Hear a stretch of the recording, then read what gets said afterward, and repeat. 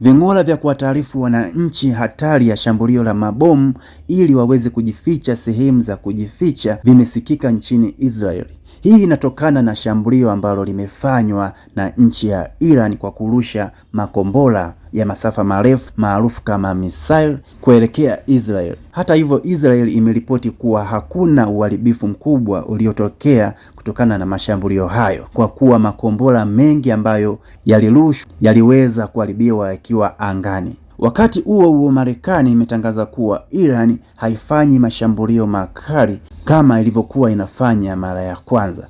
Imedai kuwa hii inatokana na Iran kupoteza uwezo mkubwa wa kivita. Na pia Marekani imefanikiwa kuharibu meli za Iran zilizopo kwenye mlango wa bahari unaofahamika kwa jina la Hormuz, Strait of Hormuz. Shambulio ambalo wamelifanya kwa hofu ya kuwa Iran inaweza ikafunga mlango huo wa bahari wa Hormuz ili kuzuia usafirishaji wa oil kwenda sehemu zingine za dunia. Lakini pamoja na hayo yote, Marekani na Israel inaendelea kuishambulia Iran kwa drones pamoja na makombora ya masafa marefu missile, mashambulizi ambayo yanaendelea kwenda ndani zaidi ya nchi ya Iran. Kwa taarifa zaidi, usiache kuminya maneno hayo hapo chini yaliyoandikwa subscribe.